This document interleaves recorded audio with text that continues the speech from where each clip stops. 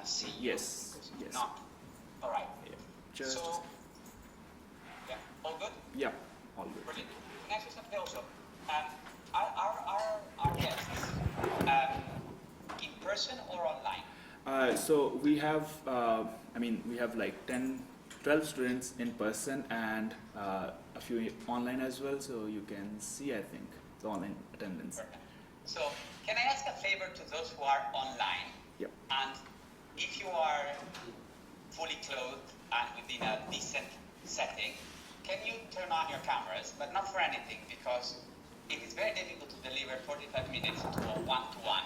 Yep. Yeah? Yep. And it's always nice to see the sleeping faces of the people that you speak to.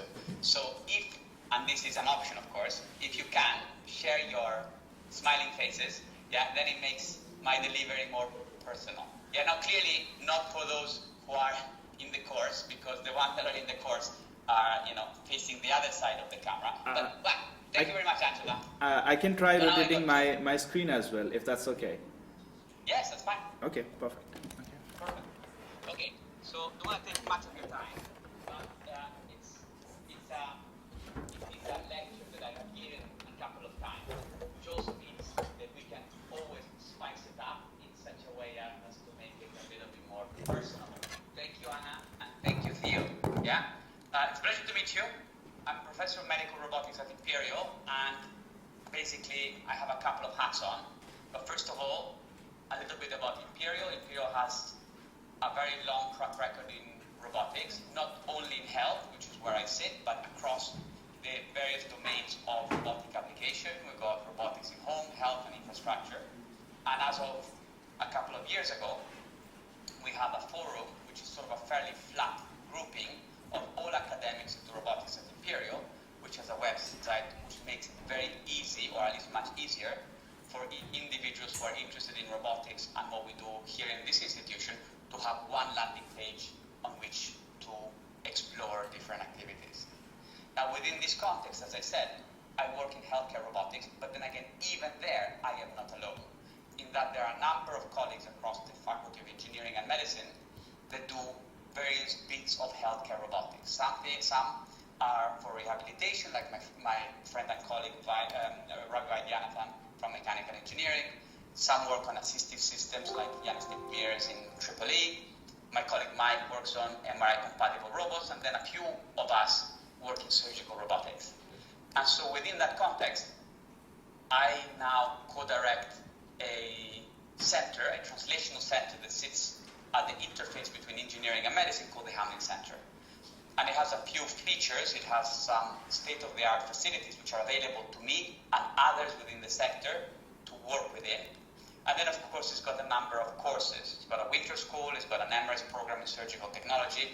But the idea is it tries to capture some of that translational research that takes technologies that are primed for translation from bench to bedside.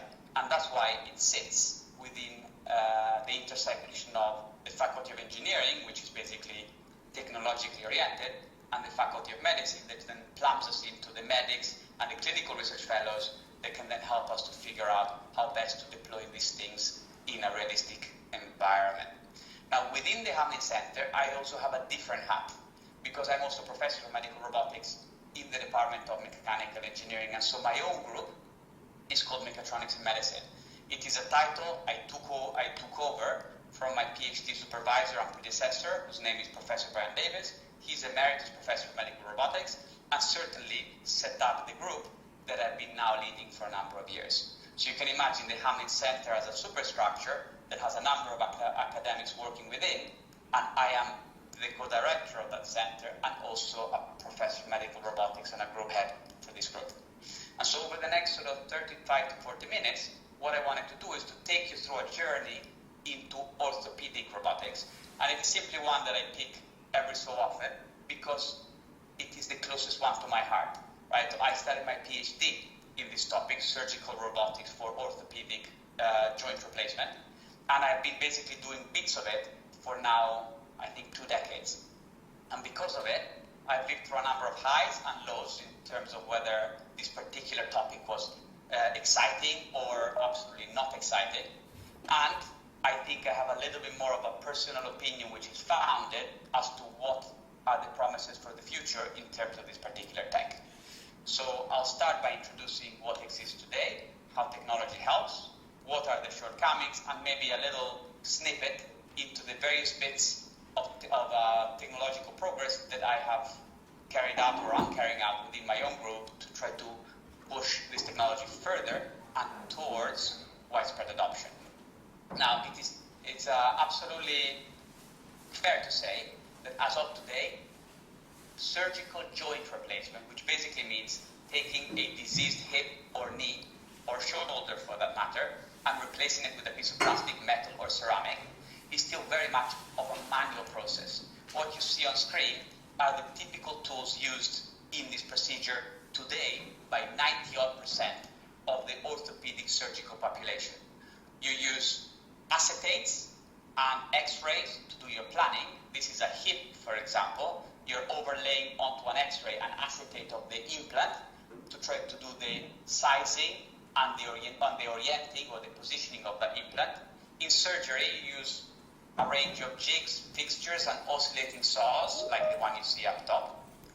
And then, after surgery, you take another x-ray to sort of approximately see how you have done.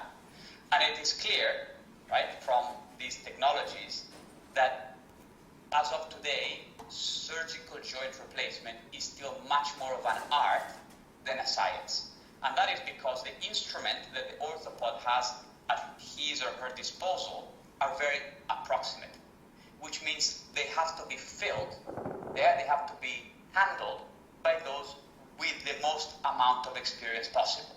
Hence, if you are the unlucky Jay or Joe that needs a joint replacement and it is allocated to a clinician that's only finished their training 2 days ago, you'll be much more likely to have a suboptimal joint replacement than if you were to be handed to an orthopod that does 2,000 or 3,000 procedures a year. And that is the reality of orthopedic joint replacement today. And with lists post-COVID that are between 12 months and 2 years long, you can imagine how large is the bowl of that Gaussian distribution. Now, if you take conventional instruments and you think what's available today, the very first addition, which is sort of quite mature but not quite widespread, and we'll talk about it later, is computer assistance. Now, it is a very mature technology because it was sort of nascent in the late 90s and early 2000s. Imagine now that we're in 2022. And you can think of computer navigation a bit like Google Maps of the operating theater, right? By instrumenting the tools with triplets of markers and a camera that looks at the scene and looks at the patient, you can basically use a two-dimensional screen to inform the clinician as to the position of the patient and the position of the tool for the alignment to be as you have planned it prior to surgery. In other words, it doesn't help you to do things right, but it shows you in a slightly more quantitative way on a screen where you are and where you want to be. Now, navigation systems, as I said, are quite mature, but they only show you their information systems. If you bring robotics in, which is my bread and butter, you basically endowing this computer navigation system with the ability to act upon the scene. So you can think of a robotic surgical system as a superset of a computer navigation system that on top of having a screen and navigation cues that you deliver to the clinician, you've got some sort of robotic device that actively engages with the clinician in order to pursue that plan. Can I ask, the majority of people here have what kind of background? Engineering, medical, mechanical, robotics, or non-robotics? What is the general makeup of this group? Question to any one of you. Are you all from the same cohort? No. So Anna, Angela, or Theo, your background is predominantly bioengineering, mechanical engineering, non-engineering? Biomedical engineering. And you say all of you are biomedical engineering background? Perfect. And how many have heard or know anything about robotics? No, they're actually doing a course in the robotics, and yet so it's the first person. And that would be the first the first introduction. Do you know who taught me robotics for the first time? Casper. So Casper was my undergraduate robotics lecturer when I was your age, probably a bit younger because it was my undergraduate, and I did my third and fourth year projects, which were all about robotics, with Casper. So that's how far back Casper and I go. So not quite level, you know, once you set up a supervisory relationship, that's it, yeah, so Casper will always be more senior than I am, yeah, but basically he's probably the academic who has known me the most among a handful of people that I still have in contact. Okay, so that tells me more or less what the level is. So, in a nutshell, navigation systems help you visually, robots can help you actively, and they can do so because robots, by nature of the fact they're robots, have actuators, and actuators are able to move autonomously. How you program them, I think, is a little bit of an optional thing. So how you choose to provide the assistance is not specific to one type. And that's why, over the years, there have been a number of approaches to orthopedic joint replacement with robotic assistance, of which the ones you see on screen are the most successful ones. Because what you see on screen is a number of examples of robotic systems that have made it all the way from bench to bedside and now are commercially available. And in fact, all of them have now been acquired by large, beefy companies with very broad shoulders, right? So many of these started as fledgling little ventures that basically managed to survive through 20 years of market and healthcare pressures, and have all recently, as of the past 5 years, been acquired by larger medical device manufacturers and implant manufacturers that can then carry them forward and offset the very, very hefty costs of making these devices. So examples, Mazor, which was a small, little Israeli spin-out, was bought by Medtronic. Navio, from a company called Bluebelt, which is a little company based in Pittsburgh, was acquired by Smith & Nephew, a large corporate entity with headquarters here in the UK. Mako, which was probably the biggest venture in orthopedic joint replacement robotics, coming out of Silicon Valley, was acquired by Stryker about 6 years ago or so for something like $4.7 billion. This little company called Omni, another tiny little company that came out of Canada then was bought once by the French, is now part of a larger company which makes implants called Corey. And then the only little novelty item here is the one on the left, a system called Robotic, or now TCAT, or a Think Surgical system, and that is the only robot that has basically been the very first to make its way in the operating theater over 20 years ago, and is still predominantly in the same form available today without it being acquired by a big implant manufacturer. Now, taking these as examples, we have active systems on the left and cooperative systems on the right. And they are different, not in the fact that they are not robots, because they all have the same joints, they all have actuators that move things autonomously. So the distinction here is how they perform the assistance. And I call the one on the left active because in the left system, which was the original Robotic system, the operation of the robot is completely autonomous. When the surgeon stops operating on the patient, the robot starts operating on the patient. And I think this is more clearly visible. I'll take this mute. It's visible in this little video. As you can see, after the planning, which we don't have really time to get into, we get to the robot, which is somewhere here. Can you see that a little bit like a CNC machine for the operating theater, the motion of that electric drill that is making mills, is cutting away bone for a particular knee replacement implant, right, is all done under computer controlled. It is fully autonomous. That motion is not controlled by the surgeon, but it is pre-programmed by the engineer in charge of the robot, and it follows a prescribed plan, which was done prior to the patient even entering the operating theater.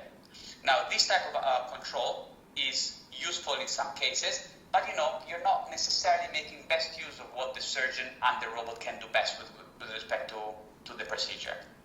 A slightly different approach, which we call the passive approach to joint replacement, takes the examples in the middle of the screen. And here, you're still using actuators, so the robot is indeed active, but the function it performs in surgery is passive. Because what the robots do in the top system and the bottom system is they orient and position guides through which the clinician is doing the milling by him or herself using a normal oscillating saw. You see the oscillating saw slits through this hole, this guide, which is positioned by this little robot. So the robots are active, but the function is passive because they're just holding a fixture in place so that you can do the milling manually. And I've got a video for that too. In this case, it's the Mazor system.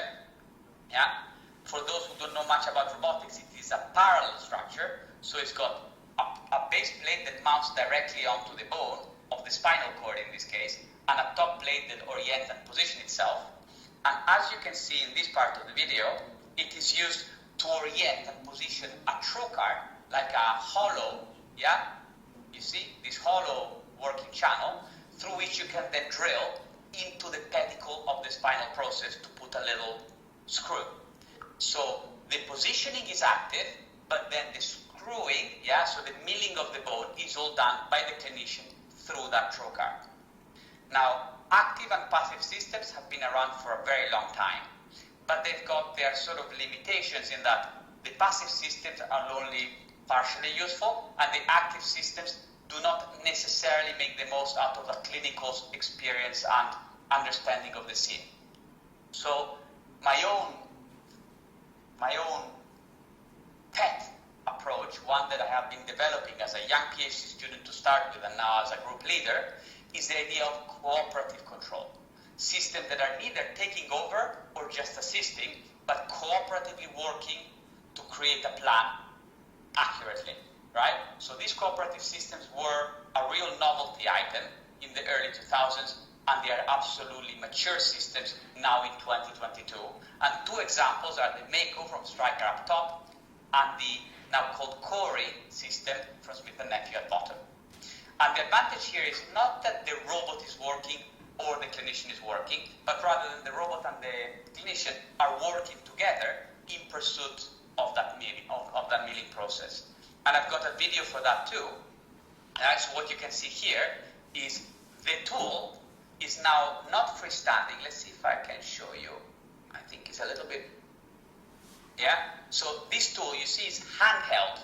So it is not robot mounted, and what you see that the robotic actuator is there to make the spherical drill bit move in and out of a trocar according to what you want to cut and what you don't want to cut.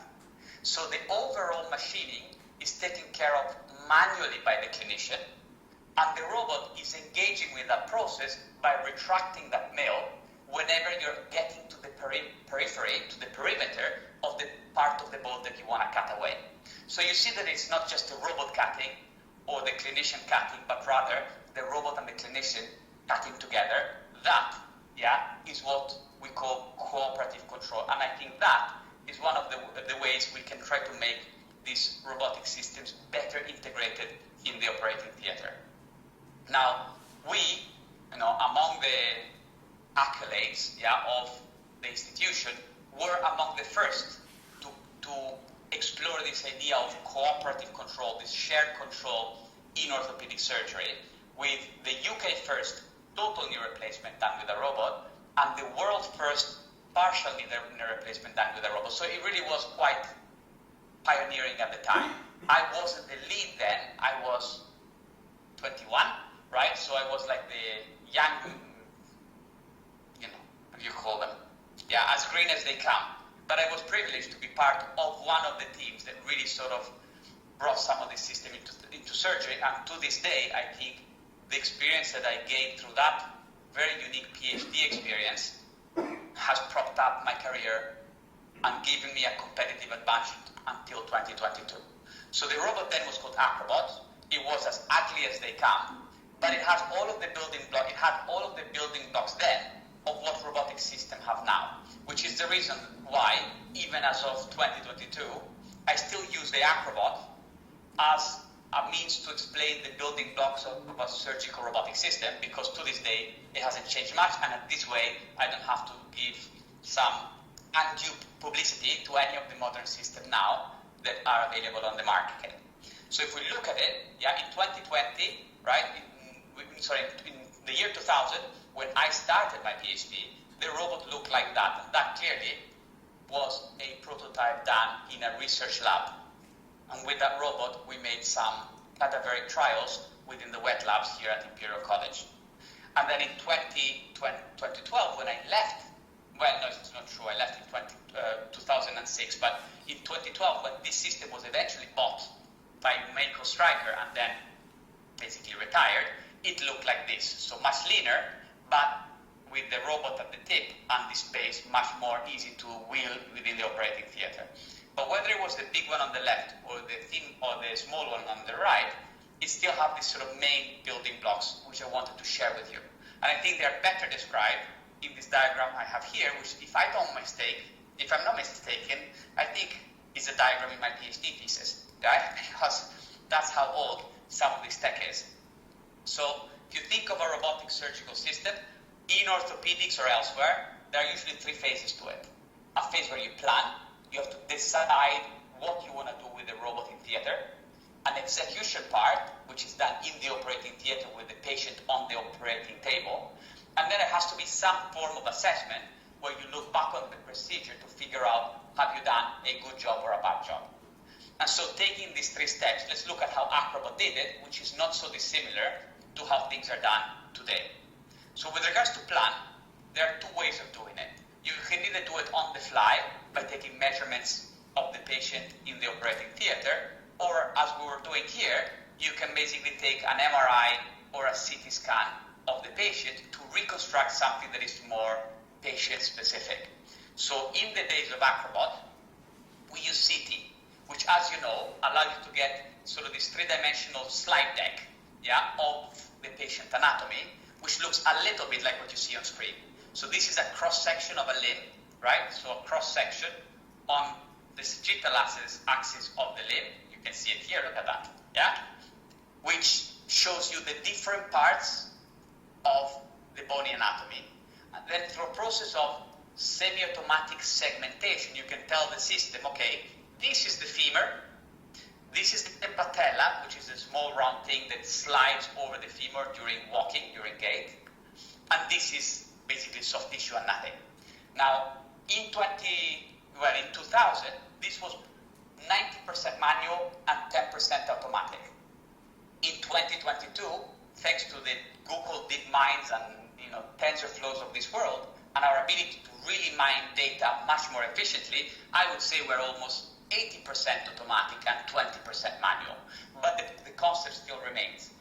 Once you segment the CT data, you can reconstruct what is a three-dimensional model of the patient on which you do the planning. Now, this is not a generic 3D model anymore, but it is very much a specific model that is identical or near identical to the patient you're operating upon. And on the back of that, you can then size and position your implant according to a plan. So you can actually see it. Now you cannot see it here. So the way you reconstruct a knee, for example, is you take the center of the hip, the center of the knee, and the center of the ankle, and then you try to draw a straight line between the three. The less of a straight line you got, the more bow-legged or knocked knees the patient is, and that is what you're trying to reconstruct when you place an implant in the knee joint. So through the process of segmentation and registration, and then planning, you can basically choose an implant position that restores that straight mechanical axis, which in turn makes this a successful operation. Once you've done that, you can then create specific overlays of where the implant should go to fulfill that plan, and finally compute the control parameters for the robot to then execute that procedure according to that plan. Now, in the operating theater then, you have constraints, which are basically three-dimensional volume that intersect with the bone and show the machine which part of the bone should be milled away and which part of the bone should be left behind, such that the surgeon can then work with the robot to cut away what is needed to place the implant in the right place. You can see here there are constraints, so three-dimensional volumes of bone resection to cut for the femur and for the tibia, and these are then loaded in the robot that you will in the operating theater. Now, intraoperatively, that's where the magic happens, right? So that's where the robot and the surgeon work together. And in the days of the Acrobot, which are very similar to what's happening today, you start by wheeling this big, bulky tank, right, into the operating theater. Here, we used to fix the patient limb in space with some telescopic rods connected to the bed, and then you must unequivocally go through a very complicated process, which has now been fine-tuned quite a bit over the years, called registration. Now, what is registration? It's the means by which you tell the system where the patient is with respect to the plan. And it can be done in a million different ways. In fact, I could probably talk a whole hour about this very topic, because that was the focus of my own PhD 20 years ago, right? But regardless of the how, it is an indispensable step to tell the machine, this is where the patient is with respect to the plan. So the cutting that you saw on the plan in that coordinate system has to be reproduced in this way in the operating theater. And once you do that properly, in this case we do it by acquiring points on the surface of the bone and registering it to the surface acquired from the CT, you can then go ahead and cut. And in the case of the Acrobot, as in many other cooperative systems, it is done by milling away the bone with the robot and the surgeon working together. Once you've done that, then you can basically implant and close exactly as you would do in the conventional procedure. Now what you can see here, is a little video snippet of Acrobot in action. I chose to use plastic instead of real surgery because it's much less blood and gut, right? So it's a little bit more palatable, but importantly, it's also easier to see how the milling works. And as you can see, you see that the hand of the surgeon is holding onto the tool, which is used to then mill the bone away, and leaves you with a recess, which is exactly like a glove, fitting the implant you want to put within it. And so clearly, you have much more of a chance to place things exactly as you wanted with a technology like this, compared to jigs, fixtures, and oscillating saws. And as you can see here, it started in Imperial in the late 90s, created a spin-out company in the late 90s. In 2000, I was the first PhD student supported by Acrobot to do trials. It was eventually bought by a company called Stanmore Implants Worldwide, then by Mako, which was then Stryker. Now, in order to figure out how good we were doing things with that robot, back in 2000, we also had to invent a new way of measuring. And that is because if you think of assessment, as of today, it is predominantly done with x-rays, right? Now, you don't have to be an x-ray specialist to understand that if you're trying to measure the position and orientation of an implant with two short-standing, so basically two little two-dimensional snapshots of the knee joint in the AP and the lateral orientation, there is a lot of distortion to that process because it depends on how the patient is positioned in front of the x-ray machine. It depends on the way that you are approximating the projection, the distortion that is due to the projection discrepancy between the x-ray machine and the patient in front of it. And at best, you can get a long-standing x-ray, which at least allows you to draw a straight line between the hip, the knee, and the ankle. But clearly, since we were working with a robot that supposedly was accurate to a millimeter and a degree, this type of measurement was absolutely not fit for purpose. And so, over the period 2000-2004, we had to invent a new way of doing things. Not necessarily one that could be scaled, because it's expensive, as you will see, but one that would allow us to measure things with unprecedented accuracy. So how did we do it? Well, we already took a CT scan of the patient prior to surgery, because that's what we did the plan on. So what we ended up doing is taking another CT scan after surgery that would allow us, through a complicated process of segmenting the implant from that data, to also acquire a second data set, which is three-dimensional and quantitative. Now you've got a three-dimensional model prior to surgery and a three-dimensional model after surgery, which are, for all intents and purposes, identical, apart from what? Apart from the implant, which exists post-operatively, but doesn't exist pre-operatively. So by registering those two scenes, you can basically get the pre and the post to align with one another, and in so doing, allowing us to find the position of the implant as you placed it in the patient with respect to the plan, which is what you had done prior to surgery. So if you look at the screen now, there is a gray overlay onto a yellow overlay. The gray overlay represented the position of the implant which you planned, and the yellow gold overlay represents the position of the implant as you placed it in the surgery. And as you can see, you can then extract from this overlap all 6 degrees of freedom of error. 3 translations, X, Y, and Z, and 3 angles, alpha, beta, and gamma, or roll, pitch, and yaw, or whatever it is, an antiversion, inclination, and rotation, right? So whichever way you look at it, it would allow us to then measure accuracy to measure outcome with an unprecedented level of accuracy. And it is with this method that we then did a randomized control trial where we gave a set of clinicians, in fact I think it was predominantly Justin Cobb, the clinical lead on this particular randomized trial. So we gave them, in one case the robot, and in one case jigs and fixtures, and then allowed them to carry out their plan accordingly. And as you can see on the left versus the right, there is a very significant difference in the overlap between gray and yellow on the left compared to the right. Now, you don't have to go into complicated p-value or statistics. You can see there's much of a bigger spread here, where the clinicians were using jigs and fixtures with respect to the right-hand side, which is basically where you were using a robot. And so with this work, that was quite a landmark publication for us in 2006, we could conclusively demonstrate that in terms of accuracy of placement, our robot was significantly better than a clinician doing their best with conventional instruments. And that would beg the question, if that was 2006, why 2022?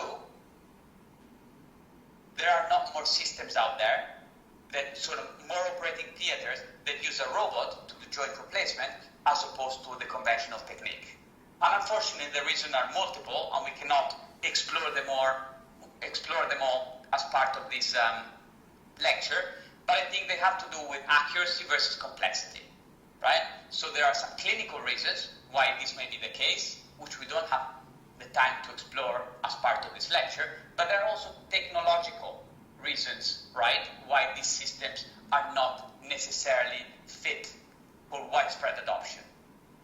And they have to do with the fact that these systems are still bulky, have a very large learning curve, they don't really fit in the operating theater properly, and they are quite a nuisance to use by clinicians. And so, while the clinicians and the companies in this world are trying to figure out how to best integrate this system into wider clinical use, my research group has been looking at ways to improve the technology to make it better fit for use. And my own personal take in terms of what is missing with regards to this tech revolves around 3 main themes. The first one is smooth interactions, which basically means finding more natural ways for the robot and the clinician to explore the space of the operating theater together. The second one is automatic recognition, which means stripping away from a robotic system everything that the surgeon has to do just to babysit the robot. Because in a world, in a future not so far away, what you'd want is the clinician to walk into the operating theater and for the technology to present itself to provide assistance without the clinician really having to work on it. And there are many examples, right, of that happening in everyday use. If you think about power steering, right? as a car driver, you don't think about the complexity of the active assistance that power steering gives you on the steering wheel that makes you steering the wheel when the car is stationary a lot easier than it would be otherwise. It just works.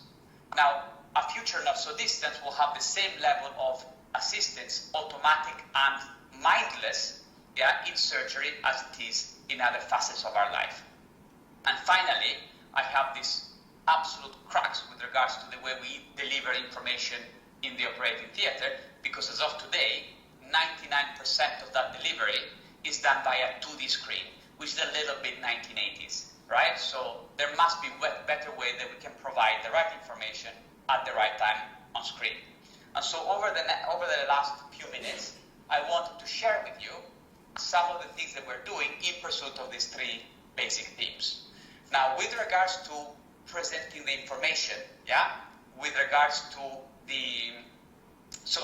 in terms of navigation, what we have done is we have teamed up with Smith & Nephew and Microsoft to produce a different way of presenting visual cues onto the operating theater, onto the scene, and it is through augmented reality.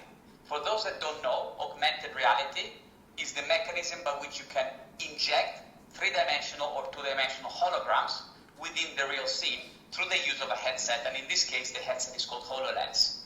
Now, in this particular video, what you saw was our very first attempt to inject information which was useful for surgery. I'm going to run it again as I speak about it. Right?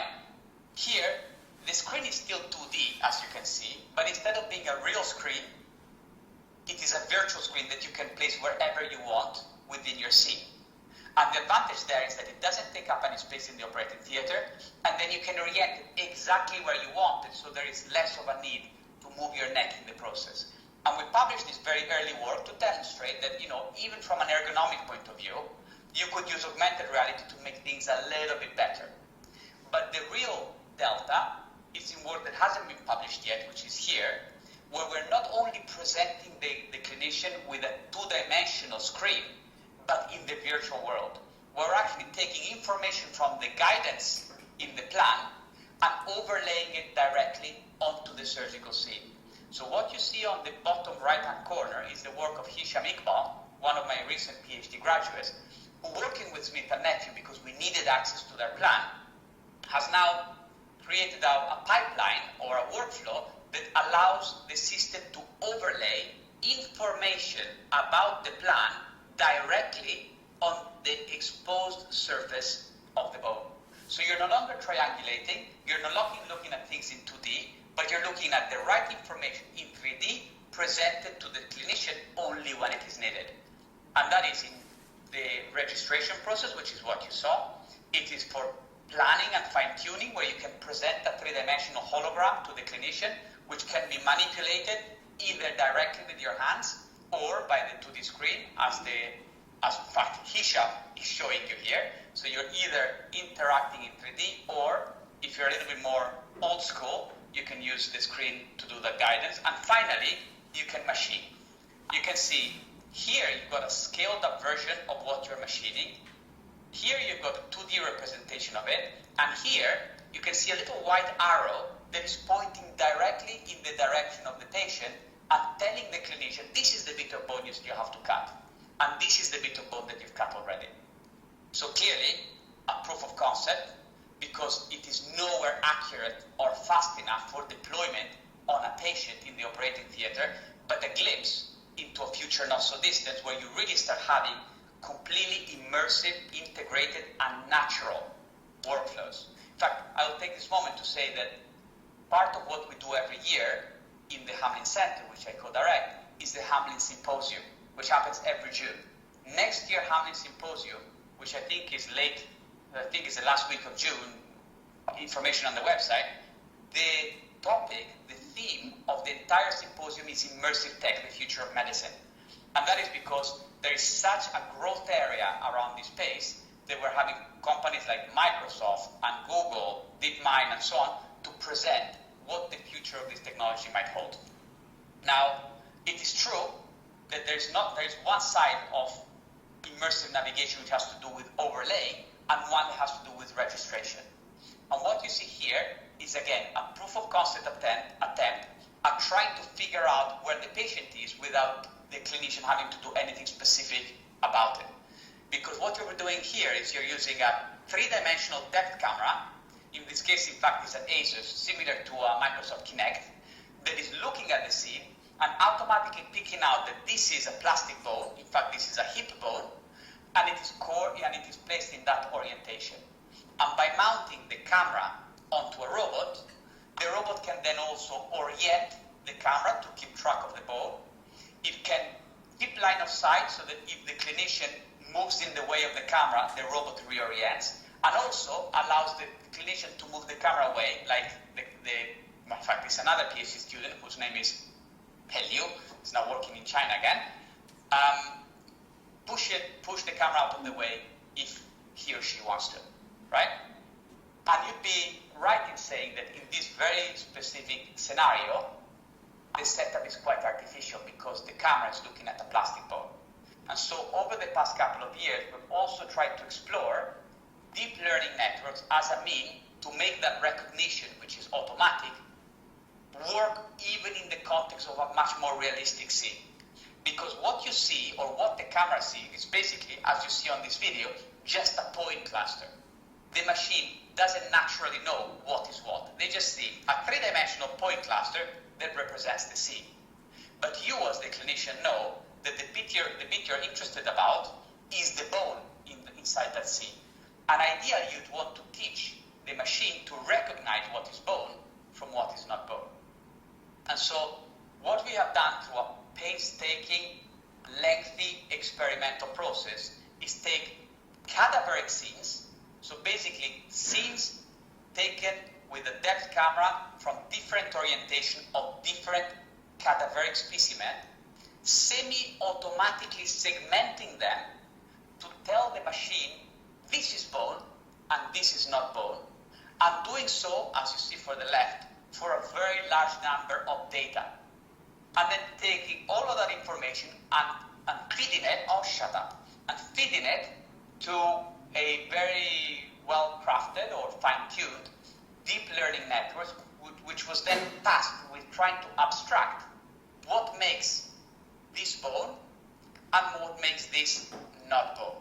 And amazingly, and even to my surprise, over the last couple of years, we really made some significant step forward in this respect. Because what you see here, and these are papers of only 1 or 2 years ago, you can see on the left a scene of my laboratory, and on the right, a scene as interpreted by the machine-trained network, which shows you that as you look at the limb on the left, the right-hand system already picks out what is bone and what is not. And it is for a scene that the system had never seen before.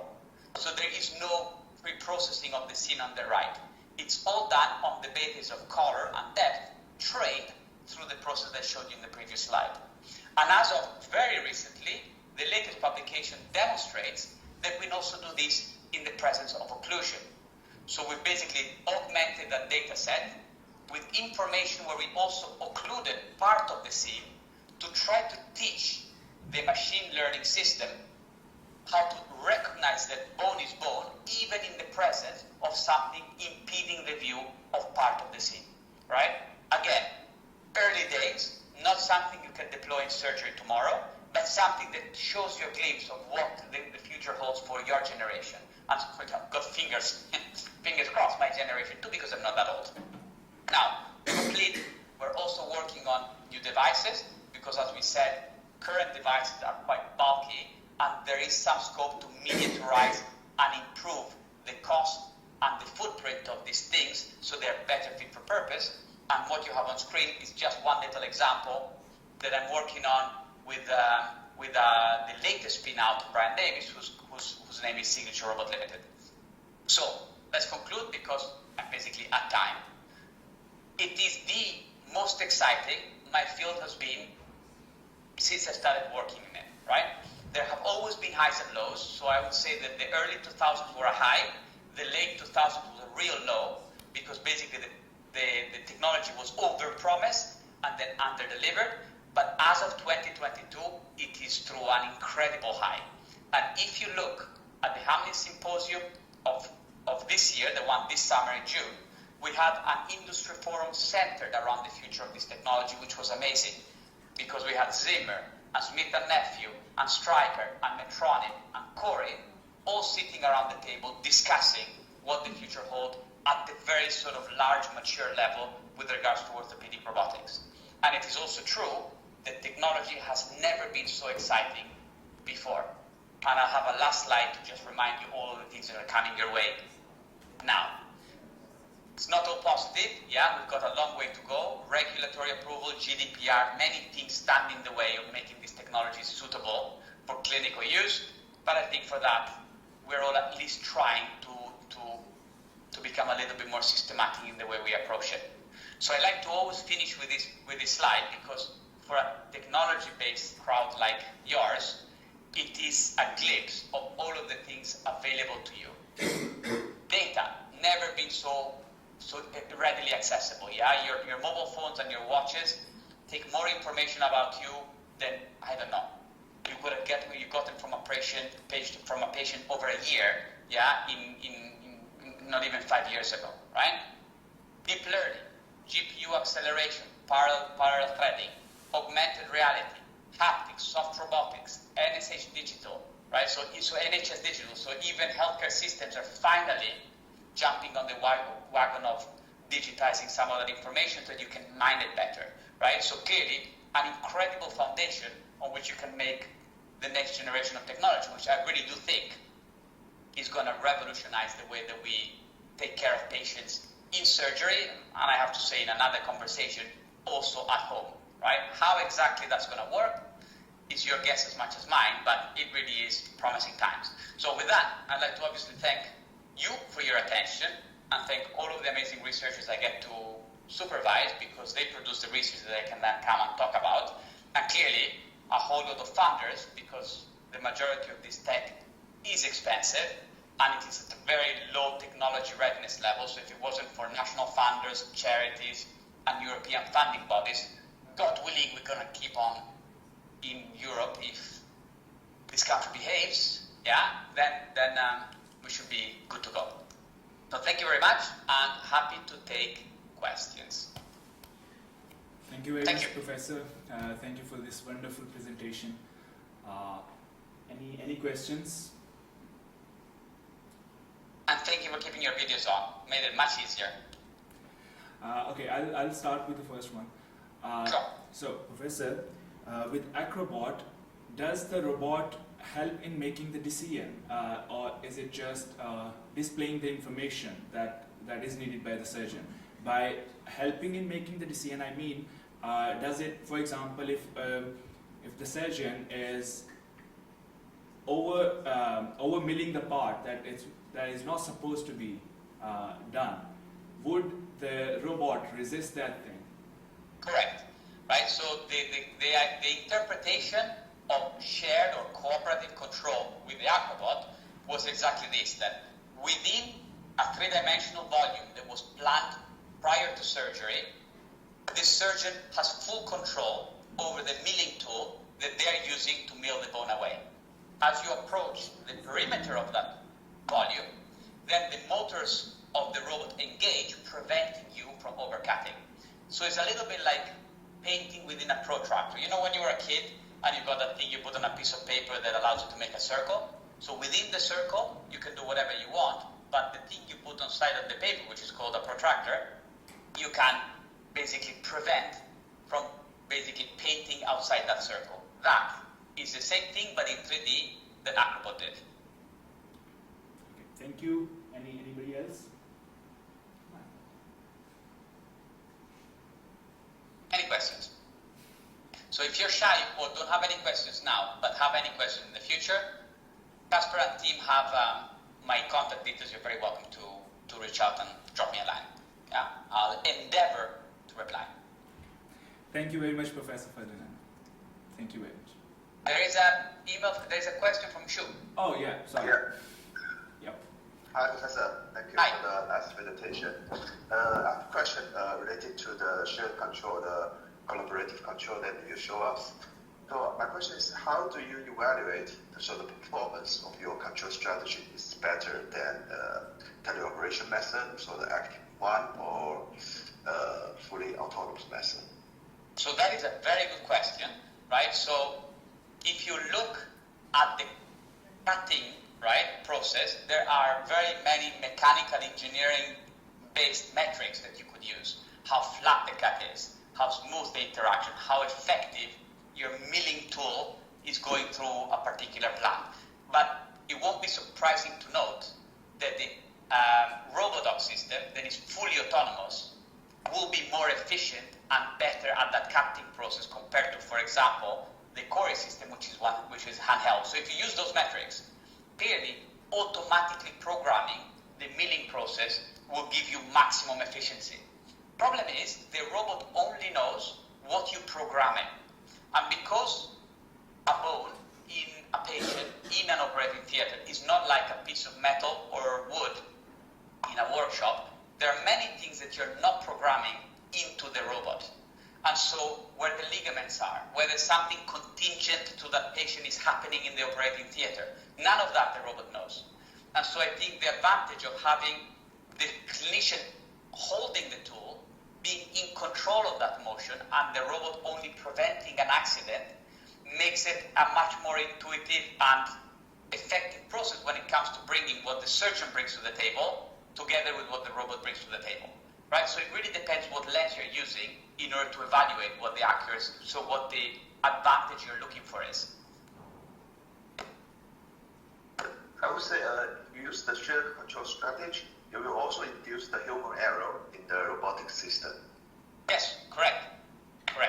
So basically, making sure that the gains of the controller were such that you'd have the right amount of pushback to keep on to a constraint. That was the challenge back in 2000. I think now you can do with a hardware system what you couldn't even dream of doing in 2000. So for example, I showed you in my video, we were clamping the knee to the table because there was no way we could reliably, dynamically track the motion, the free motion of the limb with a 3-axis robot. Now you can do full real-time 3D tracking and compensation of the dynamic motion of the limb with a 6 or 7-axis robot, right? So the Mako system doesn't have any hard clamping of the knee, and the robot is much bigger than the one we used, but clearly technology has moved on a hell of a lot. Just as an example, because it's quite interesting, one of the main aspects of my PhD had to do with registration, and I spent years fine-tuning my algorithm that would work in a couple of minutes, right, to produce an accurate registration of the thing you had in front of you. That same algorithm today runs at 1 kilohertz. 1 kilohertz. So you can literally run that entire process at 1 kilohertz. It took me a couple of minutes. Yeah, that's Moore's law in action. It makes me very depressed, yeah, that you spent, what is it, 4-year PhD doing something that now, yeah, you can do in fact, you can download an app. Yeah, one of the many open source libraries to do it. It's just a trivial process. It wasn't trivial, I swear. It wasn't trivial in 2000, yeah. Thank you for that answer. Pleasure. Anybody else?